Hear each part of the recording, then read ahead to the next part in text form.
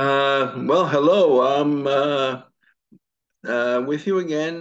Today is Wednesday, the 18th of September, and I'd like to shift my focus to the election, the presidential election this year.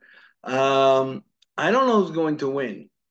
I think the polls show that they are very, very close. Um, the race is extremely close, but I know that Trump tends to chronically underpoll. It's just the nature of his support that at least a percentage doesn't want to be associated with him, and therefore they don't necessarily answer polls very um, easily. I do know that it is going to be decided in the swing states, and I think that I can make a fairly confident prediction that the race will come down to Pennsylvania. Pennsylvania, right here, with its 20 or so electoral votes, will decide the race.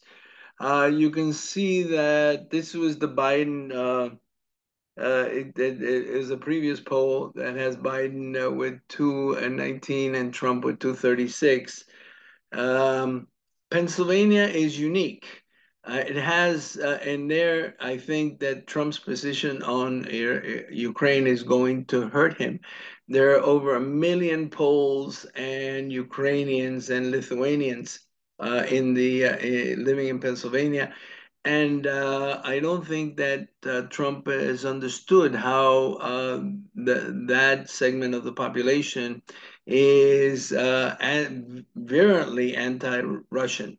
And since Trump lost the 2020 election by about 80,000 votes, I think that he'll have a uphill battle to win Pennsylvania with about the million or so Poles and Ukrainians and Lithuanians there who will, reflexively vote against anyone who is seemingly pro Putin.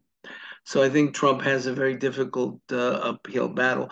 Now he could reverse that because I think he has a strong economic argument in Pennsylvania, and that is in Pennsylvania and the energy self-sufficiency is, I think, a winning policy argument for Trump.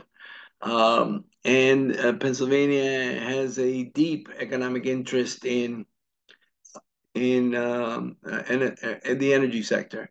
And I think jobs and energy self-sufficiency and the economic stimulus that that provides, I think, is a winning argument for Trump. While the Ukraine war is a very, very poor, it's the downside for Trump. Excuse me. The other states, I don't think are important. I think Michigan and Wisconsin are likely to go for Harris.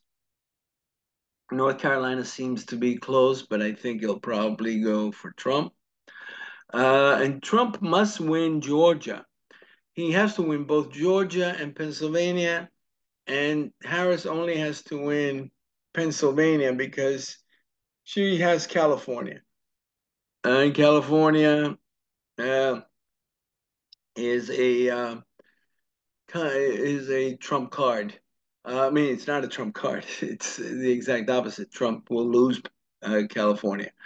And I think, while the immigration argument is strong in Arizona, they have a very poor Senate candidate, Carrie Lake, and she is trailing significantly in the polls to the Democratic candidate there.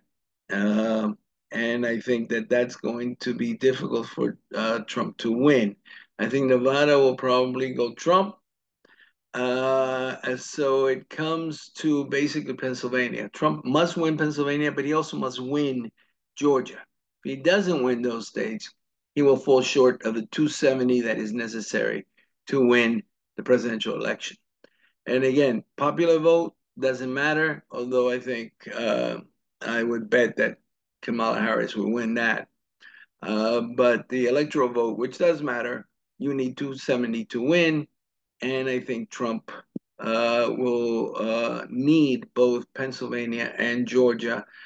Kamala Harris only needs, if you look at this map, which is a little dated, only needs Pennsylvania. If she wins Pennsylvania, game's over. She will be the next president of the United States. Now, I do not know who's going to win ultimately, but I do know that the Democrats have a considerable advantage in the mail-in vote. Something like 1,700,000 ballots were requested by Democrats, and uh, only about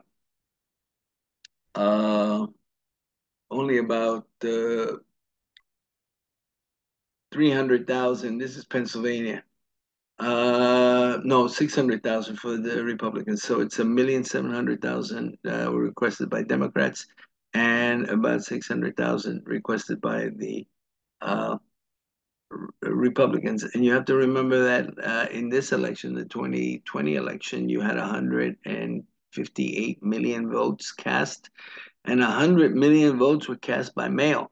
I think Trump did basically disadvantaged himself by not embracing the mail-in ballot, the mail-in vote. He, I think he would benefit greatly from that, but I think the Republicans have ideologically opposed it, and now they're going to be hard pressed to make up that disadvantage. So it again, it's another obstacle that Trump will have to overcome. I think the polls are showing that Kamala Harris seems to be leading, but I wouldn't uh, take the polls nationally and very seriously, because popular national vote doesn't mean anything, and in Pennsylvania it is very very close. So I would look at Pennsylvania, the election night, and Pennsylvania will basically decide. And I think those are the major issues in Pennsylvania, the economy, but there's also the Ukraine factor because of the unique demographics of Pennsylvania. That is a million Polish and Ukrainian and Lithuanian voters that Trump, I don't think, has calculated in his seeming support, or at least tacit support for Russia. I think, again, we will have to see because turnout will, I think, decide it, turnout and the mail in vote. And remember, 100 million of the 158 million votes were cast by mail. Only 58 million votes were cast in person that night in 2020. If the trends continue, I think Trump's disavowing of the mail in ballot is going to hurt him deeply. Well, thank you very much. If you found this useful, please subscribe. My channel is growing, but I would like everyone to subscribe. I will try to follow the election as well as Ukraine situation weekly. And again, I will say goodbye now.